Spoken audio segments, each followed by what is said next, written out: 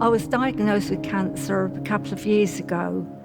My hairdresser, when I was having my hair done, said, "Joan, you've got a mark in your head. I think you should go back to the doctor because it's like the other one that you had."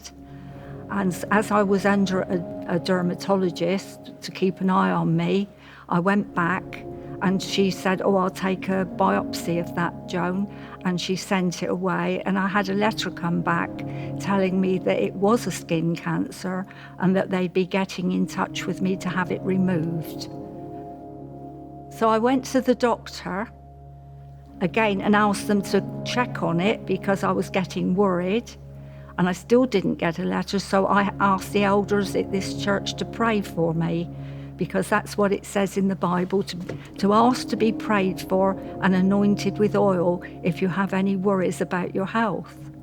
So I told them, they anointed me with oil, and when I did get a letter, which was 5 weeks later, I went and I got all ready for them to do it, and the doctor came round and shone a torch in my head, and he couldn't find it. And so he said, "Go and fetch another light because this one's not bright enough." And they shone another light and still couldn't find it. So I thought I'd better tell him about being prayed for, because I thought it's disappeared and that's God's taken it from me. And I can't let him go on worrying about not finding it. And he said, "Well, I can't do anything if I can't find it, so I won't be able to do it." And he said, "I'd like you to come back in 4 weeks," he said, "and we'll check that it's still gone." And it was still gone.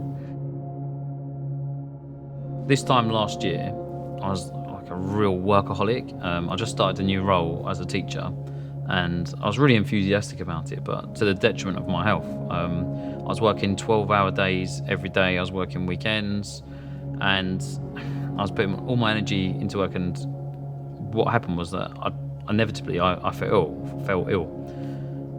Because of that, I contracted tropical pneumonia, which is a really kind of odd disease, and it essentially fills your lungs, both your lungs, with fluid like phlegm, and you feel like you're drowning. So I was really panicked when it started happening, because I felt like I was suffocating and drowning in my own lungs. And I tried to fight it for 9 days at home. And I collapsed in front of my wife and daughter, and that obviously scared them, and we had to call out for an ambulance. Anyway, when I got into the hospital, they did an x-ray and they saw that both lungs were infected, and they were like really worried, and they put me on 100% oxygen. I was in a hospital bed basically on New Year's Eve, and I just felt so lonely. And I called a friend that I knew that was a Christian. I said, "Can you just come down to the hospital?" And he came. Like that night, and that really, really moved me that he did that. And he brought his Bible with him, and he started reading from Ephesians, and he prayed with me.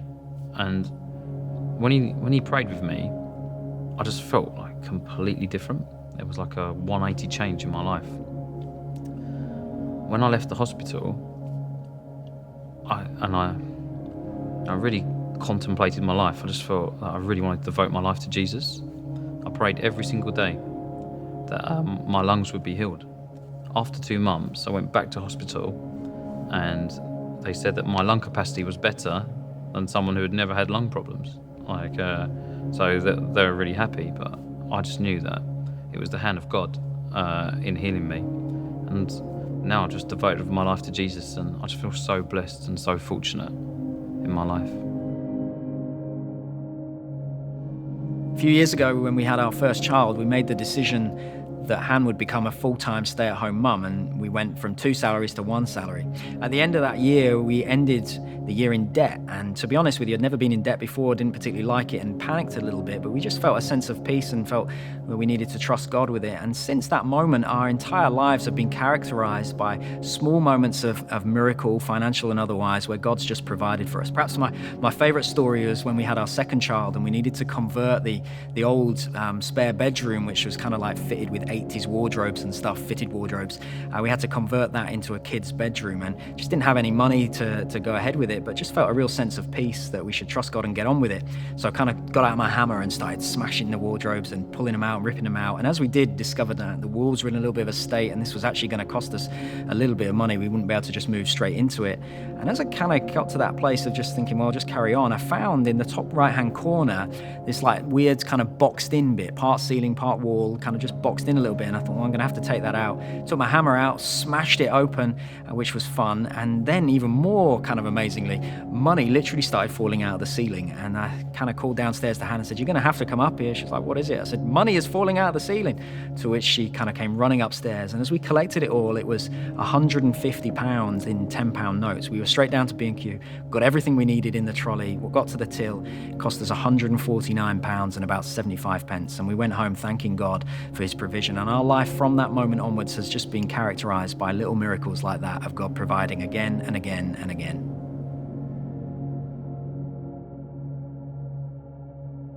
In February of 2005, I was diagnosed with an aggressive form of leukemia.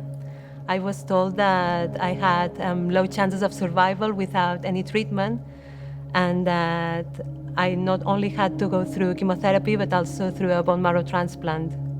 Without it, the chances of the leukemia to coming back were quite high. This was a big shock for me and my husband. We had only been married for a few months, and that's not what you expect in your first year of marriage. We knew that even if I survived, we would have to face many challenges, like not having children of our own. I started the chemotherapy a few days after my diagnosis, and after one cycle of the chemotherapy, I knew that God had healed me. The doctors told me that they couldn't find any traces of the cancer in my blood, and I still had to go through 3 more cycles of chemotherapy. But after 1 year, in February 2006, and they did a bone marrow biopsy, and they said that there was no evidence of the cancer ever being there. Since then, that was 11 years ago, and I'm okay. I have 3 kids, and I'm happy. 2 years ago, we lost our baby. My wife was 4 months pregnant. Last year, she became pregnant again. And at 4 months, December last year, we lost our baby again. But Jesus came to our rescue. While she was pregnant, it was very challenging. Even during the birth, there had to be an emergency cesarean operation. My wife would have actually died during the operation because she lost a lot of blood. But Jesus came to our rescue again. After we went home, 2 weeks after, we had to be rushed back to the hospital because my wife had a terrible womb infection. And to cut the long story short, she was operated on 3 times in less than 4 weeks. My wife would have died. Jesus came to our rescue again. Our baby's name is Miracle. I just want to tell you that Jesus is the miracle worker. If not for Jesus, our baby would have died. And if not for Jesus, Nick and my wife would have also died. So I'm testifying today to what Jesus has done in our home. And for that, I give glory to God. In 1993, my health started to deteriorate quite seriously. And prior to this, I'd been a very active, energetic, kind of health freak sort of person. And over the next 5 years, I developed symptoms which I believed to be chronic fatigue syndrome, but I had no diagnosis. Finally, I was managed to see somebody who was a specialist in this field, and they confirmed that what I believed was actually true, that I had ME, chronic fatigue syndrome. My life for the next 5 years was pretty tough, but I had God with me, and I went through it and walked through it with his support. I was told that I would have it for life, but somewhere inside me I didn't quite believe it. And in 2003, a friend suggested that I go to somewhere that prayed for people with illnesses and prayed for them to be healed through Jesus. I didn't really know how to tell my friend this, but a month later I didn't think I needed to go. And another month went by, and she said to me, I actually have prayed about this, I don't think you need to go.